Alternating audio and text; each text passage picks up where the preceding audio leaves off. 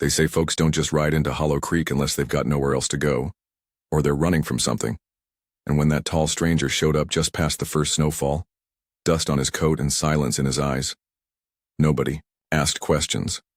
Nobody except the widow on the hill with the roof caving in and a fire that wouldn't stay lit. Her name was Clara Dwyer. Mid-30s, maybe older if you looked close, eyes that held on to grief like an old friend. She'd buried her husband 3 winters ago just after the fever took him. Since then she kept to herself, raised chickens, and tried to keep the roof from falling in on her head. But when the last storm clawed off half the shingles, she needed more than stubbornness. She needed hands, strong ones. So when she saw him walking through town with nothing but a rifle on his back and quiet in his step, she stepped off her porch and called out, "You any good with a hammer?" she asked, voice firm but fair. He stopped, looked up, didn't speak at first, then nodded once. That was all the answer she got, and oddly enough, all she needed. No one knew his name. Townfolk started calling him the Quiet One, or just that man with the coat. He never drank at the saloon, never spoke unless spoken to. But he showed up at Clara's gate the next morning, tools in hand. She paid him in food and a place in the barn. "I ain't got money," she said, laying out cornbread and soup. "I ain't here for money," he finally replied, voice gravel deep but not unkind. Over the next days he worked in silence. Mended the roof, replaced the beams, fixed the front steps without being asked. Clara didn't press. She knew the look of a man stitched together by hard days and long regrets. He was careful with the tools, like they were the only things he still trusted. At night she'd sit on the porch and listen to the barn door creak shut, and something in her chest would feel a little less hollow. One morning, snow fell soft and steady, and she brought him coffee. He took it, nodded, then looked her square in the eye for the first time. "You don't talk much," she said. "I used to," he replied. "Didn't do me much good?" She smiled, thin and kind. "Well, I reckon you're doing all right now. That roof ain't leaked once." He didn't smile back, but the way he tipped his hat, it said, "Thank you, just the same." What she didn't know, what nobody knew, was that he hadn't just come to Hollow Creek by accident. There was a reason he stopped at her place. A letter in his coat, a name scribbled on it, hers. But that part of the story, well, it hadn't found its time yet. And that's just the beginning. What do you think his past might be? Leave a comment if you feel something stirring. Tap follow so you don't miss what happens next. The wind howled harder that night, the kind of wind that sneaks under doors and rattles windows like it's looking for something lost. Clara tucked herself into bed with a quilt she'd stitched back when her husband was still alive, back when the silence in her cabin had been shared, not swallowed. Out in the barn, the stranger lay on hay bales, his coat draped over his chest, boots still on. But sleep didn't come easy for men like him. It never had, not since Abilene, not since the fire. And now the name in the letter kept circling in his head, Clara Dwyer. He pulled it from the inside pocket. The paper was worn, creased like it had been opened 100 times. The handwriting was a mess of panic and pain, scrawled by a dying man who knew time was a breath away. "If you find her, tell her I'm sorry, for everything. She don't know the whole truth."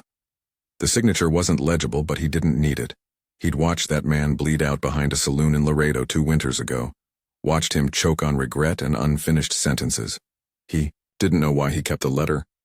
Maybe part guilt, maybe part duty, maybe because the man had called out her name last. The next morning frost had painted the fields white, and Clara stood at the edge of the chicken coop, arms crossed tight over her coat. She saw the man walking up from the barn, slow, as if the cold itself weighed heavier on him. "You sleep all right?" she asked. He gave a half shrug. "Didn't freeze." "Guess that's a win," she said, smiling.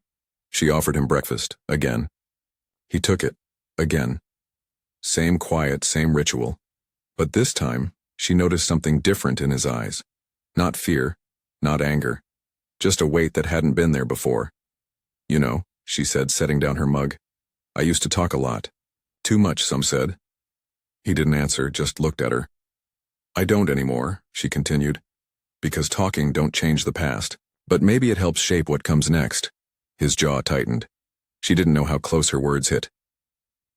Later that day, while patching the fence behind the barn, he pulled the letter out again. The wind nearly snatched it from his hands, but he held tight.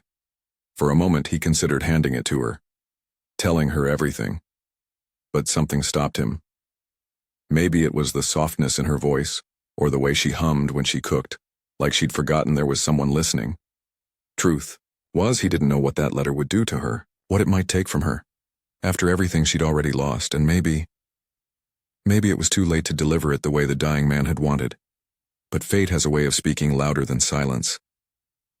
That night, Clara found the coat hanging by her door. Cold from the barn air, heavy from years on the road. She reached into the pocket, maybe to fold it better. Maybe just out of habit. Her fingers brushed paper. She paused, pulled it out, unfolded it, and read her name.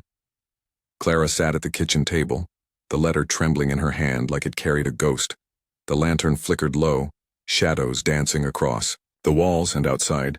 The wind scraped against the windows like a restless whisper. She read the note twice, once in disbelief, once in something that felt like fear. The handwriting was messy, panicked, but familiar in a way that scraped old memories raw. If you find her, tell her I'm sorry. For everything. She don't know the whole truth. It didn't say who he was, but she knew. Her breath caught in her throat. Thomas, she whispered. Her brother. She hadn't spoken his name in years, not since he'd left after the argument that split their family, down the middle. Not since he'd ridden off with a pocket full of her husband's money and a fire in his eyes that couldn't be put out. She'd thought he was dead, hoped he wasn't, but never, not once, expected him to reach back through time with an apology scribbled in shaking ink. She looked toward the barn, toward the man who had come from nowhere, who had spoken so little but worked with quiet purpose, who'd slept under her roof, fixed her home, and carried this letter the whole time. Her hands clenched. Not in anger, but in something messier. Confusion. Sorrow. The ache of wounds half healed. At dawn, she walked to the barn. The door creaked as she pushed it open. He was already awake, sitting by the wall, sharpening a small knife with rhythmic strokes. He didn't look up. You knew him, she said. He paused just for a second, then nodded. She stepped inside, boots crunching the straw. Why didn't you tell me? Her voice was calm but not cold. He looked up now.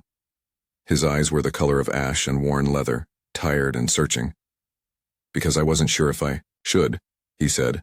What happened to him? The man looked away. Shot in Laredo. Some say it was over a card game. Some say it was payback. Was it you? She asked. No, he answered. But I watched him die. He told me to find you, said you didn't know the whole truth. Clara swallowed hard. What truth? He hesitated, then said, He didn't steal that money, Clara. He took it to save your husband. What are you talking about? He hired a doctor, the best one in Abilene. Cost more than most folks see in a year. Your husband, he was worse than he let on. Knew he wouldn't make it through winter. Her eyes welled, the tears slow but certain. She hadn't known. Had blamed Thomas. Had hated him. He never came back, she whispered. He let me think, I think he wanted to, the man interrupted gently. But by the time he made it back north, it was too late. Your husband was gone. And so was your trust. She sat down on a bale of hay, the letter clutched tight. Why you? Why'd he give this to you? I don't know, he said. Maybe because I listened. Maybe because I owed someone the truth too. They sat in silence after that. Nothing more to say, not yet. Just the wind outside and the fire inside slowly shifting. That night she didn't lock the cabin door. The days that followed settled into a quiet rhythm, like dust after a storm. Clara didn't ask more questions, not right away, and the stranger didn't offer anything that wasn't asked. He worked on the barn next, reinforcing the beams before the heavy snows came, and each night, she left the cabin door open just a little wider. Sometimes they'd sit in the porch's creaky chairs sipping black coffee in the sharp air. Other times the silence between them said more than words could carry. But something was shifting, not quick, not loud. Like winter warming into spring you don't quite trust yet. One morning she found him brushing down her old mare. She hasn't let anyone near her in 2 years, Clara said, blinking. He gave a rare smile, just one corner of his mouth lifting. Maybe she was just waiting on someone who didn't try to pull too hard. Guess that makes 2 of us, she muttered, then regretted saying it. But he didn't flinch. He just kept brushing, slow and gentle, like the past didn't need to be rushed. That night, as the fire crackled low, Clara finally asked, "Do you have a name?" He didn't answer right away. "It don't matter much anymore," he said. "It matters to me." He looked at her, long and quiet. "Elias," he finally said. "Elias Carr." She repeated it under her breath like it was something heavy and sacred. "Thank you." He gave a nod, then turned back to the fire. She studied his face, lined with miles and years, but something in it felt safe. Like he didn't just fix roofs. He held things together just by staying. Later that week, she took a walk into town for flour and coffee. Folks were kinder now, curious. A few raised eyebrows when she mentioned Elias staying out back, but no one said a word against it. In places like Hollow Creek, people understand that grief makes its own rules. When she returned, she found Elias sitting on the cabin steps holding something in his hand. A small wooden horse carved rough but beautiful. "My brother used to make these," she said softly, "when we were kids." "I know," Elias replied. "He made this one, gave it to me before he died." Clara reached out, touched it like it was made of glass. "Why give it to you?" "He said I reminded him of someone," Elias said. "Someone who never gave up on him. Said he didn't deserve to be remembered, but maybe this did." She turned the horse over in her palm. "He wasn't a good man, Elias, but he wasn't all bad either. I guess sometimes we're both." Elias looked at her then, not just looked, but saw her. Not the widow, not the woman who'd lost too much, just her. And for the first time since he'd come to Hollow Creek, he said something without being asked. "I stayed because of the roof," he said, "but I'm still here because of you." The snow came early that year. By midweek, the hills around Hollow Creek wore a blanket of white, soft as cotton but cold as regret. The road into town was half buried, and the sound of hooves was muffled, like the land itself had gone quiet. Clara was in the kitchen, kneading bread with sleeves rolled up and cheeks flushed from the stove. Elias had just brought in more firewood, shaking flakes from his coat when they heard it. A sharp knock on the door. Not hesitant, not friendly. When Clara opened it, Sheriff Ward stood there. Broad frame, leather coat, hat still dusted with snow. He nodded once at Clara, then looked past her. "I need a word with your guest." Clara hesitated. "Sheriff, what's this about?" Ward stepped inside, removed his hat. "Man came through town this morning, said he recognized someone, matching his description." He looked at Elias. "Said your name was Elias Carr.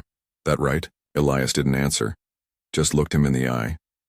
"Fella claims you shot a man in Wichita. Says you left him bleeding in the street 3 years back." Clara's hands went cold. She turned to Elias. "Is it true?" Elias was quiet for a long moment. Then he spoke, slow, steady. "I was in Wichita, and I did shoot a man, but I didn't leave him. I stayed with him till he died." "Why'd you shoot him?" Ward asked. Elias's jaw tensed. "Because he put his hands on a child that wasn't his." The room went still. Even the fire in the hearth seemed to hush. Ward exhaled. "Well, hell." He ran a hand down his face. "The man who came through. Town left fast when I asked questions. Didn't want to give a name, just said he'd be back, thought you should know." Clara looked at Elias. Really looked. He stood there calm, but his eyes, they weren't scared. Just ready. Like he'd lived a life where trouble didn't knock, it followed. After the sheriff left, Clara sat beside the fire, her mind racing. "You could have run," she said. "I don't run anymore," Elias replied. "Done enough of that." She stared into the flames. "You're not who I thought you were." "No," he said gently. "I'm not. But I'm not the worst things I've done either." The wind howled outside, but inside the silence felt warmer now. Clara reached over and took the little wooden horse from the shelf. Held it like it meant something again. "We all carry ghosts, Elias. But maybe you were meant to bring some of mine home." He nodded. "And maybe you're helping me lay mine to rest." That night, they sat by the fire like two people who weren't just waiting out the storm, but slowly, quietly, rebuilding something worth staying for. Not all storms come to break us. Some come to clear the path. Do you believe a man can outrun his past or only face it? Let me know in the comments. The morning sky was a dull gray when Clara spotted her. A Figure on horseback moving slow but steady up the trail that curved through the pines. The red cloak caught her eye first, too bright against the snow, like a flame moving through frost. Clara leaned out the cabin door, squinting. Elias stepped up beside her, arms crossed, his face hardening like stone. "You know her?" she asked. He didn't answer, just nodded once. "Her name's Marin." Clara blinked. "She yours?" Elias let out a breath like it hurt to carry. "She used to be." The woman rode up to the fence and dismounted with the grace of someone who'd traveled too far to waste motion. Her eyes scanned the yard, the cabin, then settled on Elias. She didn't smile. "3 winters," she said. "And this is where you landed." Clara stepped back, giving them space but not leaving. Something inside her tightened. This woman wasn't trouble, but she carried it like a knife tucked beneath soft velvet. Elias walked toward her, slow and cautious. "You shouldn't have come," he said. Marin shrugged. "Didn't have much choice. Word travels, even out. Here," said a man named Carr was asking around about Thomas Kincaid. Clara's breath caught. "My brother?" Marin turned to her. "You must be Clara." She nodded slowly. Marin looked back at Elias. "You didn't tell her everything, did you?" Clara stepped forward now. "Tell me what?" Elias's face was still, but his eyes gave him away. Haunted. Cornered. Marin didn't wait. "Thomas didn't just die in Laredo. He died because someone set him up. Someone who wanted him quiet." "Set him up?" Clara asked. "Why?" "Because he knew something," Marin replied. "About a land deal, big money, a banker in Wichita, a sheriff, and a man named Dallinger." Elias's jaw clenched. "Stop," but Marin kept going. "And you're Elias here?" "He was working for Dallinger back then." Clara's world tilted. "You—" Elias looked at her, shame pouring off him like heat. "I didn't know at first. They hired me to track Thomas down, said he'd stolen papers. I didn't ask questions, I just followed orders." Clara felt her stomach twist. "So you led them to him?" He nodded. "And when I realized what they were after, it was too late. He was already bleeding out in the dust." Marin crossed her arms. "He died trying to protect your family's name, Clara. That land deal. They were going to steal your homestead, make it disappear under fake signatures." Clara sat down on the porch rail, the wind slicing across her cheeks. Her heart was pounding like it had a voice. "And you?" she whispered, looking at Elias. "You were part of it." "Was," he said. "Not anymore." She stared at him. Everything inside her wanted to scream, to throw something, to chase him off her land with his shame trailing behind. But something else held her still. He hadn't run. Not when the sheriff came. Not when Marin arrived. He had stayed. Marin softened just a bit. "He tried to save your brother. Got shot doing it." Clara looked at Elias again, and this time, she saw the wound in his shoulder, the way he always favored one side when he lifted beams. The pain he carried like a debt unpaid. "You should have told me," she said. "I was afraid," he whispered. She stood. "Then don't be anymore." For the first time, Elias looked like he might break, not from guilt, but from the fragile, flickering light of forgiveness. That night, Clara didn't just leave the door unlocked. She left the fire going and set a second mug on the table. They saw the dust trail at first light, 3 riders coming slow but steady across the ridgeline above Hollow Creek. Elias was already saddling his horse before Clara even spotted them. "You expecting company?" she asked, voice low. He glanced up, jaw tight. "No, but I knew they'd come." Clara didn't need to ask who they were. Marin stepped onto the porch, pulling a rifle from her saddlebag like it was part of her. "Dallinger's boys," she said flatly. "I'd bet my last bullet on it." Elias nodded. "They don't want justice, just silence." Clara felt the old fear crawl back into her bones. But this time it didn't paralyze her. It made her move. "Then we don't give them what they came for." Elias looked at her, surprised. "This isn't your fight, Clara." "Yes, it is," she said. "You brought it here, and I let you stay. That makes it mine." The riders didn't rush. They wanted to be seen, wanted to make sure fear did half their work before they even dismounted. One of them wore a black duster, the kind that soaked up light. Another had a scar from jaw to ear, The third looked young, too young, but his hand stayed close to his pistol. They stopped just beyond the gate. "Carr," the man in the black coat called. "You know why we're here." Elias stepped forward, not bothering to answer. Clara stood just behind him, rifle in hand, boots planted in snow. The man laughed. "Come now, no need to get the lady hurt." "She's not the one who should be worried," Marin called from the barn, rifle aimed steady. The man's eyes flicked toward her. "Well, ain't this sweet, reunion tour?" Elias took another step forward. "You come to finish what Dallinger started?" "He just wants what's owed. That ledger your friend Thomas kept, the one you stole after he died." Clara stiffened. "Ledger?" Elias didn't look at her. "I found it in your brother's coat. Didn't know what it was at first, but I've had it." "You give it now," the man sneered. "And maybe we let the girl and her ranch be." Elias's voice went cold. "No." A long silence followed. Then the scar-faced man reached for his holster, and in that instant Hollow Creek changed. Elias moved fast, pulling Clara down behind the trough. Marin's rifle cracked first, knocking the youngest rider clean off his horse. Clara didn't fire, but she didn't flinch either. The fight was quick, brutal, and full of winter silence between each echoing shot. When it ended, 2 riders lay wounded. The third, the man in black, was gone, vanished into the trees like a fox sensing fire. Elias leaned against the fence, breathing hard, blood blooming through his shirt. Not a mortal wound, but close. Clara ran to him, catching his weight. "Stubborn, fool," she muttered, tears hot in her eyes. "You could have died." He looked up at her with a crooked grin. "You opened the door. I figured I ought to earn the welcome." That night, Elias lay on the cot inside, fevered but alive. Clara stayed beside him, wiping sweat from his brow, whispering things she never meant to say aloud. "You don't have to carry it all, Elias. You're allowed to lay it down." And in the firelight, he reached for her hand. Not like a man, asking for saving, but like a man finally ready to be saved. The snow didn't stop falling. By morning, the entire valley looked buried beneath a quilt of white silence. Clara stood at the cabin window watching the frost lace its way across the glass. Beside her, Elias lay still, breathing shallow, but alive.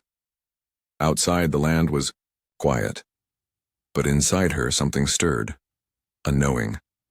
A whisper that the storm wasn't done yet. By midday, the last rider came. Not like the others. No noise. No dust. He rode a pale gray horse through the trees, wrapped in a coat too fine for the wilderness, boots polished, hat unbent. He looked like money and cruelty wrapped in velvet.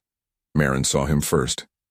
"That's Dallinger," she said, stepping back from the window, like the name itself carried weight. Clara felt the hair on her neck rise. "The man behind all of it?"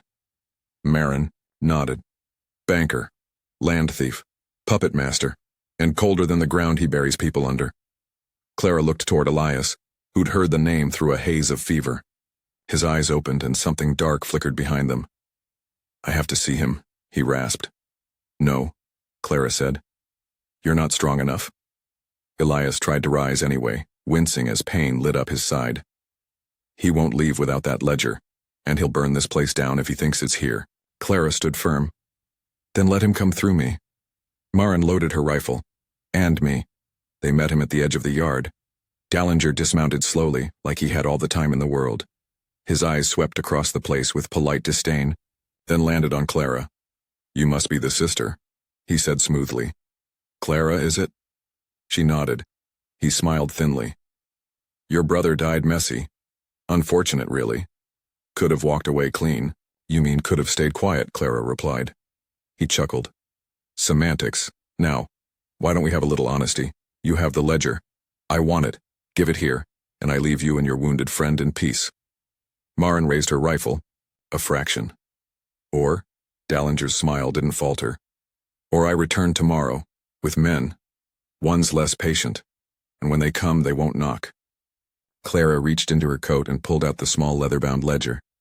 She held it up, then tossed it onto the ground between them. "Take it," she said. "But know this. I've made copies, sent them with writers. If anything happens to me or Elias, they go straight to the marshal in Cheyenne." Dallinger blinked. "You're bluffing," he said. Clara didn't flinch. "Try me."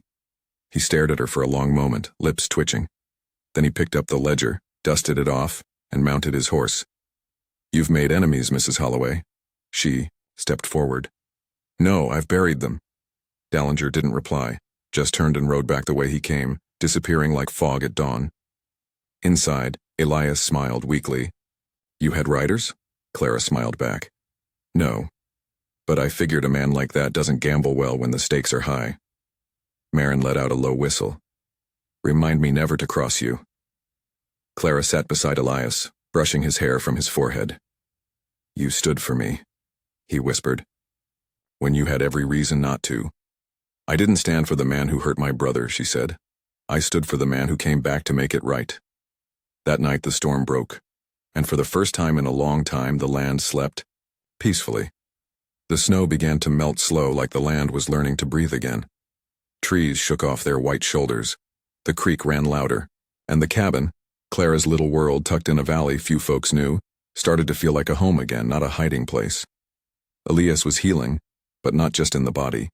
He'd stopped flinching at every knock on the door, started laughing, again, quiet and rough, like he didn't quite remember how but wanted to try. One morning, Clara found him on the porch, whittling a piece of pine into the shape of a small horse. "That for me?" she asked, leaning against the post. He glanced, smiling. "For the boy." Clara paused. "What boy?" He held up the carving. "The one you said you wanted someday. I figured maybe he'd like a toy." Her breath caught, soft and surprised. Elias looked away. "I know I ain't got much to offer, Clara. No name worth holding, no land of my own. But I'd fix every fence post, every shutter, every creaky. Step on this place until the day I drop if you'd let me stay." She didn't answer right away.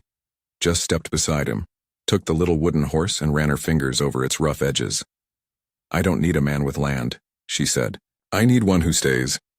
And Elias, who had run from more ghosts than most men ever met, nodded. "I will." That night Marin came to the cabin with her saddle packed. "I'm headed west," she told them. "San Juan's quiet and I hear they don't ask questions." "You sure you want to go alone?" Clara asked. Marin shrugged. "Some roads are meant to be walked solo." But she paused at the door, turned back to Elias. "You did right this time," she said. "Hold on to it." Elias reached out, and for the first time in years they embraced. Quick, tight, like people who had bled for each other and finally forgave what couldn't be undone. Spring crept in, slow and golden. The garden Clara once let rot now bloomed. Again, onions, carrots, little rows of beans. The chickens laid more than they used to. Even the wind changed, softer somehow, like it had stopped chasing ghosts. One afternoon a rider passed through town, asking about the widow and the gunslinger. Word was spreading, about the banker who disappeared, about the ledgers that ended up in the marshal's hands, about a cabin in the valley where justice bloomed like wildflowers. Clara didn't care much for gossip, but she kept the doors open, more these days, made an extra plate at supper, and sometimes when the wind was just right she swore she heard Thomas's laugh echoing through the trees. Elias started building a second room on the cabin. Said he just needed space for whatever comes next. One evening he held her hand as they watched the sun bleed gold over the hills. "Reckon we deserve this peace?" he asked. Clara leaned her head on his shoulder. "No," she whispered, "but we chose it, that makes it ours." Summer in Hollow Creek didn't come loud. It crept in like a gentle promise. Sun-warmed wood, creek water cold enough to make you gasp, and air thick with pine and memory. The roof Elias fixed that first day never leaked again. Not once. But more than that, the house changed. Not in size, though he did add a second room and later a porch swing, but in feeling. It no longer felt like a place someone left behind. It felt lived in, cared for, claimed, by two people who never meant to find each other, and stayed anyway. Clara hung a horseshoe above the door, not for luck, but to remember how fragile a home can be when it's just wood and nails and no one to fight for it. That morning, she stepped out with a basket full of clean linens, the wind tugging soft at her hair. Elias was chopping firewood, sweat darkening the back of his shirt. She watched him for a moment, the way you watch something not out of need, but out of quiet gratitude. He saw her and grinned. "You keep looking at me like that, I'll forget what I'm doing." "You forget everything when you chop wood," she teased. Last time you left half the logs in the creek. He shrugged. They needed washing. She laughed, and for a second, everything felt like the kind of life she used to dream about when the nights were too long and her brother's boots still sat by the door. Later that day, a young woman rode into town with a worn satchel and a scar above her brow. Said she was Thomas Holloway's niece. Said she'd heard what Clara did, how she stood her ground when men tried to silence her family's name. Clara gave her a room, a warm meal, and a chance. Because that's what love does when it heals. It multiplies. Elias kept teaching the local boys how to ride, how to respect a horse, how not to flinch when the world gets loud. Folks stopped calling him the Gunslinger and started calling him by name. Some days he'd ride out alone up the ridge to sit where the air got thin and the past grew quiet, but he always came back by supper. Always. One evening, as Clara was folding blankets by the hearth, she found the little wooden horse Elias had carved months ago. It was tucked on the shelf beside a second carving. This one, a cradle. She turned and saw him in the doorway, hands dusty, eyes unsure. "We might need it," he said softly. "Someday." She didn't speak, just walked to him and laid her head against his chest. His arms wrapped around her, and for a moment, there was no cabin, no mountains, no past, just the sound of two hearts choosing the same rhythm. And that night, beneath the same patched roof where sorrow once slept, they made a vow, not with rings, not with words, but with the way they looked at each other like nothing else in the world could ever matter more. No preacher, no witnesses, just love, quiet, steady, and real. Years later, travelers would pass through Hollow Creek and ask about the house with the garden that never seemed to die. They'd hear stories of the widow who stood her ground, the gunslinger who gave up his past, and the life they built together from splinters and second chances. And every time someone asked if the stories were true, Clara would smile and say, "Every bit of it. But the best parts never made it into words. Not every home starts with love. But when love builds it, slow, honest, and unafraid, it lasts." Would you choose someone who shows up, stays, and heals with you, even if they're still learning how? If this story touched your heart, I'd love to hear what part stayed with you most, and if you're still looking for your own version of Hollow Creek, don't stop believing it exists. Sometimes, it starts with a broken roof.